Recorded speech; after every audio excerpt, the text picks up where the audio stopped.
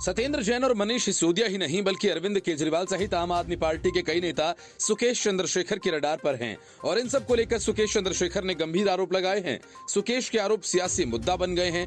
उसकी एक के बाद एक एलजी को लिखी गई चिट्ठी आरोपों का पिटारा है, जिसकी अब जांच किए जाने की जरूरत है।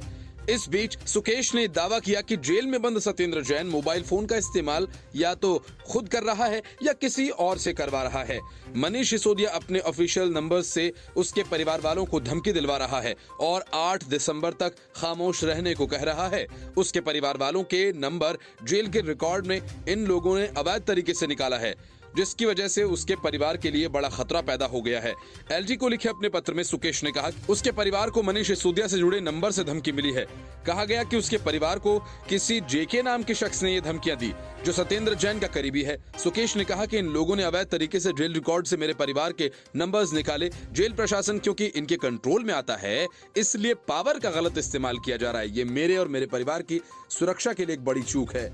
सवाल तो ये उठता है कि जेल के अंदर सत्येंद्र जैन कैसे फोन का इस्तेमाल कर रहा है या फिर उनके इशारों पर कौन उनके लिए फोन कर रहा है। सवाल ये भी है कि मनीष सिसोदिया को मुझसे संपर्क करने की क्या जल्दबाजी है। वे लगातार अपने आधिकारिक नंबर से क्यों कॉल कर रहे हैं। सुकेश चंद्रशेखर ने दावा किया कि मनीष सिसोदिया और सत्येंद्र जैन के मोबाइल नंबर से उसके परिवार पर दबाव बनाया जा रहा है। सुकेश चंद्रशेखर ने एलजी से शिकायत करते हुए कहा कि उसे धमकियां मिल रही हैं। अगर समझौता कर शिकायत वापस नहीं ली गई तो जेल में उसके जीवन को नरक बना देंगे। सुकेश ने लिखा कि 15 नवंबर 2022 को एलजी द्वारा गठित कमेटी ने जेल का दौरा किया। उसके बाद 16 और 17 नवंबर 2022 को उसके परिवार को एक अनजान नंबर से धमकी आई। फोन पर जेके उर्फ जय किशन नाम का शख्स था। चंद्रशेखर का दावा है कि वो जय किशन से सत्येंद्र जैन के साथ मिला था और वो यूएई में रहता है। चिट्ठी में लगाए गए आरोपों के मुताबिक जय किशन ने चंद्रशेखर के परिवार से कहा कि वो सत्येंद्र जैन के खिलाफ न जाएं, सहयोग करें। जैन साहब समझौते के लिए तैयार हैं, उसका डबल पैसा लौटा दिया जाएगा। बस 8 दिसंबर 2022 तक चुप रहें, नहीं तो जेल में टॉर्चर कर हत्या कर दी जाएगी। The report, News of India। Delhi MCD चुनावों के पहले जेल में बंद दिल्ली सरकार के मंत्री सत्येंद्र जैन के कई वीडियोस जारी कर अरविंद केजरीवाल का भट्टा बैठाने के बाद बीजेपी ने गुजरात विधानसभा चुनाव में भी एक बड़ा दांव चल दिया है। गुजरात में पहले चरण के मतदान से ठीक पहले बीजेपी ने अरविंद केजरीवाल पर एक वीडियो बम गिराते हुए आम आदमी पार्टी के गुजरात अध्यक्ष गोपाल इटालिया का एक वीडियो जारी कर दिया। इस वीडियो के सहारे बीजेपी ने आम आदमी पार्टी पर फिर से हिंदू देवी देवताओं का अपमान करने के साथ बहुसंख्यक समुदाय के विरोधी होने का भी आरोप लगाया। बीजेपी ने गोपाल इटालिया का नया वीडियो जारी करते हुए उन पर स्वामी नारायण संप्रदाय के अनुयायियों का अपमान करने का आरोप लगाया। बीजेपी आईटी सेल के मुखिया अमित मालवीय ने वीडियो शेयर करते हुए ट्वीट किया, आपके प्रदेश अध्यक्ष और केजरीवाल के करीबी गोपाल इटालिया ने स्वामी नारायण संप्रदाय के अनुयायियों का अपमान किया और उनके विश्वास को मूर्खतापूर्ण कहा। दुनिया भर में करोड़ों हिंदू भगवान स्वामीनारायण की शिक्षा का अनुसरण करते हैं। वीडियो में इटालिया कुछ खास संप्रदाय के खान पान पर गुजराती में टिप्पणी करते हुए सुनाई दे रहे हैं कि गुजरात में स्वामीनारायण संप्रदाय के अनुयायियों की संख्या बहुत ज्यादा है और इस वीडियो के बाद केजरीवाल की मुश्किलें बहुत ज्यादा बढ़ सकती हैं। राजनीतिक जानकार भी ये मानते हैं कि इस नए वीडियो से मतदाताओं पर फर्क पड़ सकता है। गौरतलब है कि बीजेपी ने इससे पहले भी गोपाल इटालिया के कुछ वीडियोस शेयर किए थे। एक वीडियो में गोपाल इटालिया ने पीएम मोदी की मां को लेकर विवादित टिप्पणी की थी, तो एक अन्य वीडियो में उन्होंने मंदिरों और कथाओं को शोषण का अड्डा बताते हुए लोगों को बरगलाया। इटालिया के इन वीडियोस ने कुछ समय के लिए पार्टी को असहज कर दिया था। हालांकि तब आम आदमी पार्टी ने कहा था कि ये वीडियो पुराने हैं और तब गोपाल इटालिया आम आदमी पार्टी में नहीं थे। गौरतलब है कि आम आदमी पार्टी गुजरात में अपनी उपस्थिति दर्ज कराने के लिए पूरी ताकत से जुटी हुई है। इससे एक दिन पहले केजरीवाल की 3 भविष्यवाणियां भी चर्चा में थीं। केजरीवाल ने कागज पर लिख कर दिया था कि हमारे गुजरात प्रदेश अध्यक्ष गोपाल इटालिया भारी मार्जिन से जीत रहे हैं, हमारे सीएम उम्मीदवार ईशुदान गढ़वी भारी मार्जिन से जीत रहे हैं, वहीं वराछा से अल्पेश कथीरिया भारी मार्जिन से जीत रहे हैं। पार्टी ने इसका एक वीडियो आम आदमी पार्टी के अपने ऑफिशियल सोशल मीडिया अकाउंट पर डाला। बहरहाल गुजरात में पहले चरण का मतदान 1 दिसंबर, दूसरे चरण का मतदान 5 दिसंबर को होगा, जबकि 8 को नतीजे आएंगे। माना जा रहा है कि गुजरात में इस बार भाजपा और कांग्रेस के मुकाबले आम आदमी पार्टी भी कुछ प्रतिशत वोट हासिल कर सकती है। कांग्रेस के सितारे इन दिनों काफी गर्दिश में हैं। सियासत के मैदान में तो लगातार मात मिल ही रही है, लेकिन अब कुछ ऐसा हो रहा है जिसे महज संयोग ही कहा जा सकता है। राहुल गांधी की भारत जोड़ो यात्रा में दिग्विजय सिंह और केसी वेणुगोपाल जैसे नेता लड़खड़ा कर गिर रहे हैं, तो किसी चुनावी सभा में जानवर आकर हुड़दंग मचा रहे हैं। ताजा मामला अशोक गहलोत की सभा का है, जिनकी कुर्सी राजस्थान में खुद ही फंसी हुई है, लेकिन वे गुजरात में कांग्रेस की गद्दी दिलवाने के लिए पसीने बहा रहे हैं। गुजरात के मेहसाणा में सीएम अशोक गहलोत की एक चुनावी जनसभा हुई। सभा के दौरान हुड़दंग मच गया, लोग इधर उधर भागने लगे। अशोक गहलोत का पारा ये सब देखकर 7वें आसमान पर पहुंचा और उन्होंने बीजेपी को जमकर कोसा। असल में अशोक गहलोत की जनसभा में एक सांड घुस आया और इधर उधर दौड़ने लगा। उससे बचने के लिए लोग भी इधर उधर भागने लगे। जब सांड चला गया तो अशोक गहलोत ने अपना भाषण शुरू किया और कहा, मैं बचपन से देखता आ रहा हूं कि जब भी कांग्रेस की कोई मीटिंग होती है तो बीजेपी वाले सांड या गाय लाकर उसमें छोड़ देते हैं। इस सांड को भी बीजेपी ने ही भेजा मीटिंग को डिस्टर्ब करने के लिए। चुनाव से पहले बीजेपी हमारी मीटिंग्स को डिस्टर्ब कर रही है और ऐसे हथकंडे अपना रही है। उन्होंने अफरा तफरी को देखते हुए लोगों को समझाते हुए कहा कि अगर लोग शांत रहेंगे तो सांड खुद बाहर चला जाएगा। इस घटना का वीडियो सोशल मीडिया पर जमकर वायरल हो रहा है। वीडियो में आप देखेंगे कि भीड़ के बीच अचानक सांड एंट्री मारता है और इधर उधर लोग भागने लगते हैं। सांड को भागता देख लोग भी बचने की कोशिश करते हैं। जनसभा में अफरा तफरी का माहौल बन जाता है। वहीं मंच पर मौजूद अशोक गहलोत लगातार लोगों से शांत रहने की अपील करते हुए दिखाई दिए। इस बार गुजरात में विधानसभा का चुनाव बेहद रोचक बना हुआ है।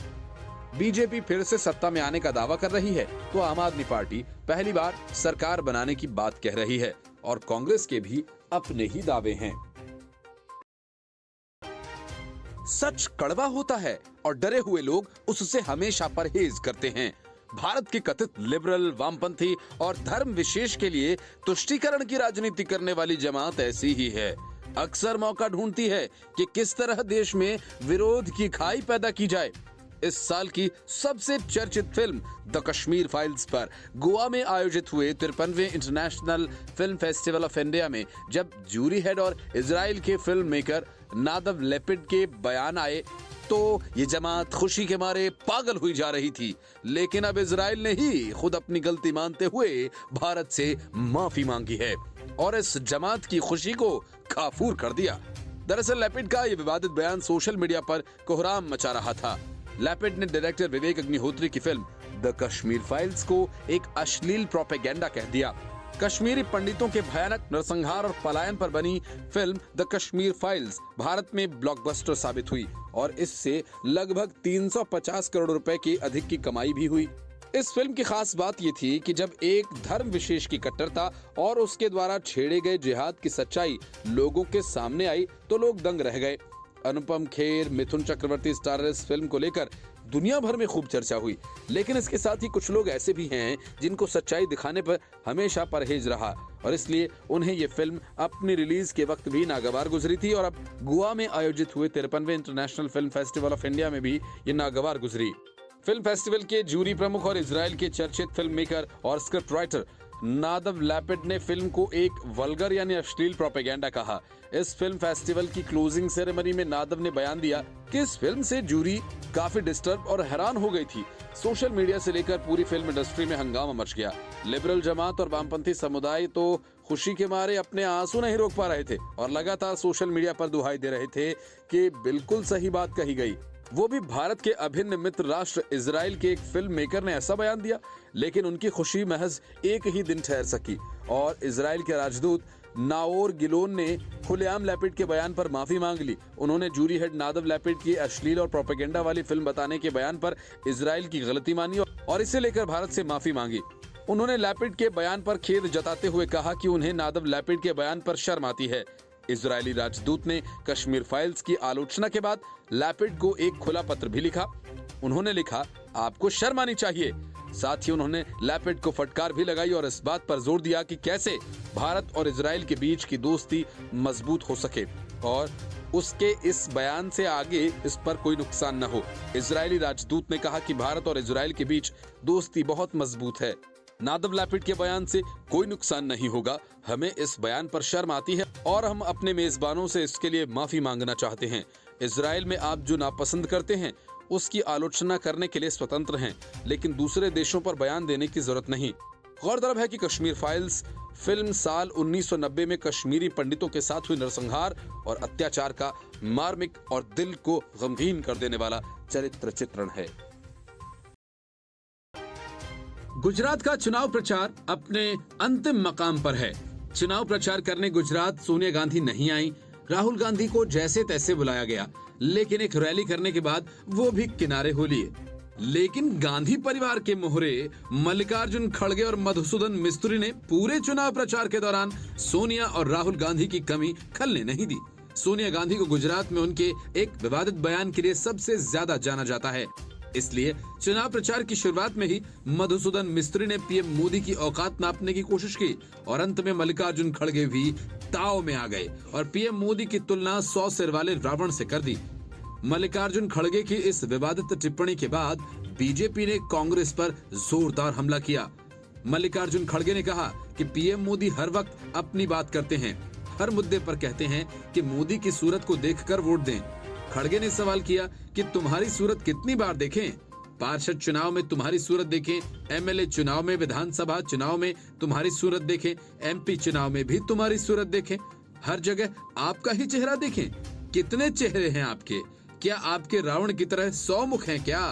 खड़गे के बयान पर बीजेपी अब हमलावर हो गई है। बीजेपी के आईटी सेल के हेड अमित मालवीय ने आरोप लगाया कि कांग्रेस गुजरात के बेटे का अपमान कर रही है। मालवीय ने ट्वीट किया कि कांग्रेस के राष्ट्रीय अध्यक्ष मल्लिकार्जुन खड़गे ने खोया अपनी बातों पर नियंत्रण।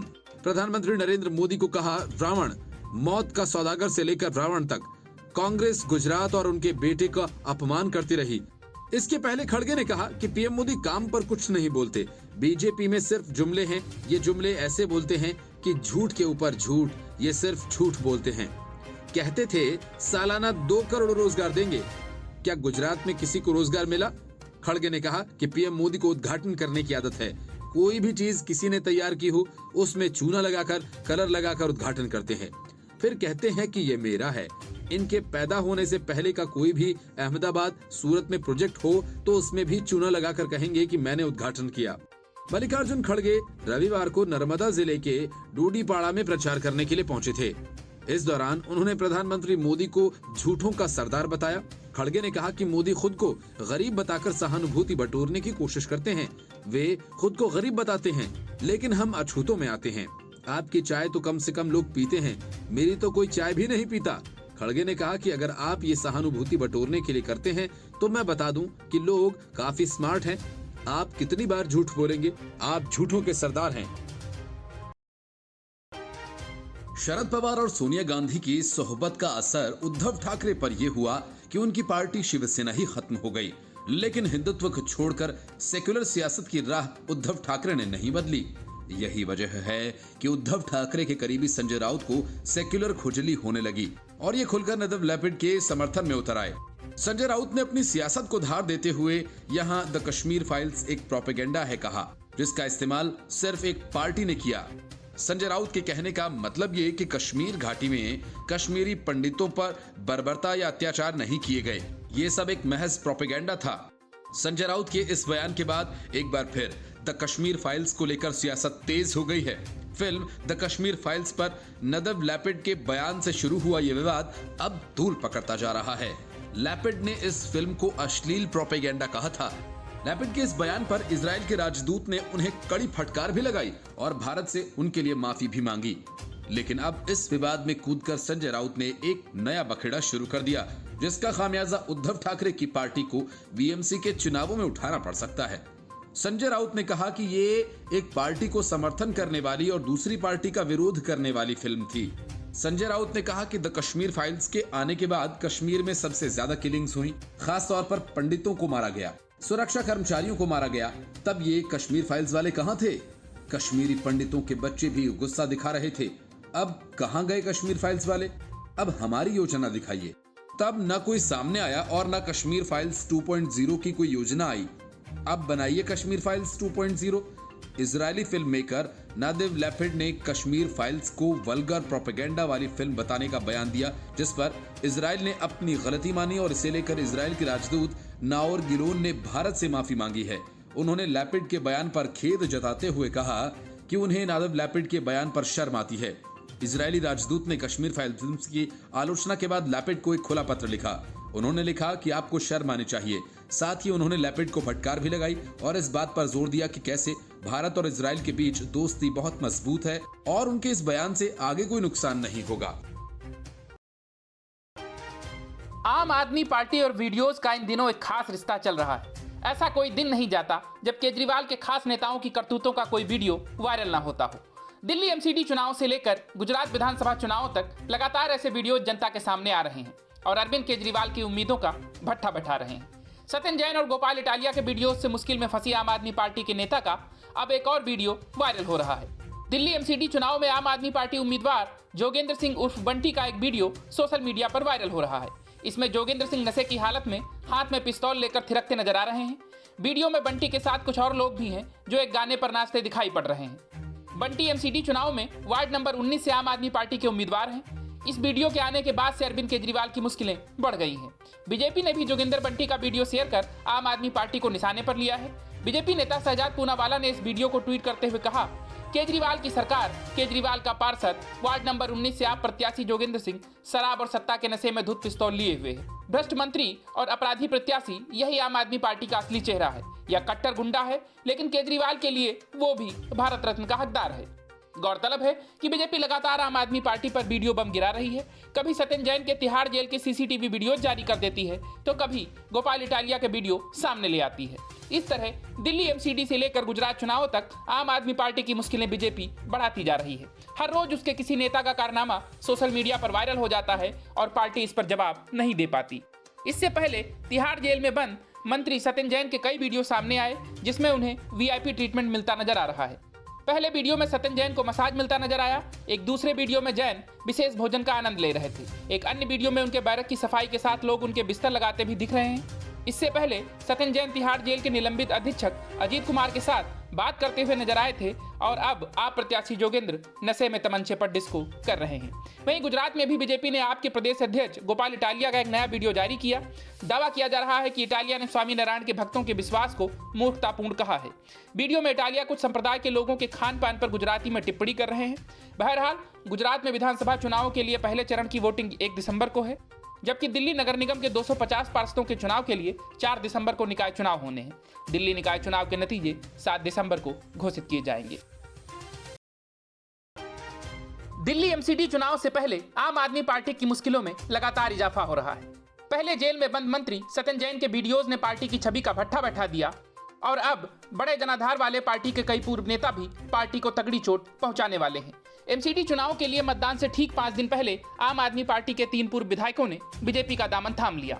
दिल्ली के कैंट एरिया से आम आदमी पार्टी के पूर्व विधायक कमांडो सुरेंद्र सिंह बीजेपी में शामिल हो गए।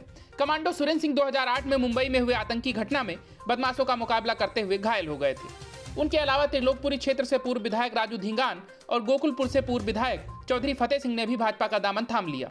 इन तीनों को पार्टी में शामिल कराकर बीजेपी ने पहले से ही कई मुश्किलों में घिरी आम आदमी पार्टी को चुनाव से ठीक पहले तगड़ा झटका दिया है। इन सभी ने भाजपा के दिल्ली प्रदेश अध्यक्ष आदेश गुप्ता, पूर्व केंद्रीय मंत्री विजय गोयल और राष्ट्रीय प्रवक्ता संबित पात्रा की मौजूदगी में बीजेपी की सदस्यता ग्रहण की।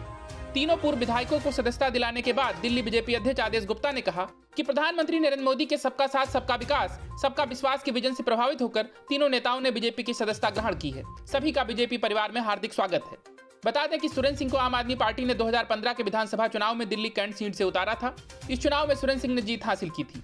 हालांकि 2020 के विधानसभा में पार्टी ने उन्हें मौका नहीं दिया। इसके बाद वो एनसीपी में शामिल हो गए और चुनावी मैदान में आपके खिलाफ ही खड़े हो गए थे। वहीं सुरेंद्र सिंह के साथ ही आम आदमी पार्टी के पूर्व विधायक राजू धींगान भी बीजेपी में शामिल हुए। वो दिल्ली की त्रिलोकपुरी सीट से विधायक रह चुके हैं। वो लगातार 2 बार विधायक बने। साल 2015 के विधानसभा चुनाव में त्रिलोकपुरी सीट से उन्हें भरपूर समर्थन मिला। माना जा रहा है कि उनके बीजेपी में शामिल होने से बीजेपी को एमसीडी चुनाव में फायदा हो सकता है। वहीं दिल्ली की गोकुलपुरा विधानसभा सीट से पूर्व विधायक चौधरी फतेह सिंह के भी बीजेपी में शामिल होने से बीजेपी के हौसले बम बम हैं। फतेह सिंह 2015 के विधानसभा चुनाव में आम आदमी पार्टी के प्रत्याशी थे। इस चुनाव में वो भारी वोटों से जीते थे, लेकिन 2018 में उन पर फर्जी डिग्री रखने का आरोप लगा था। इसके बाद 2020 में आपने उनका टिकट काट दिया।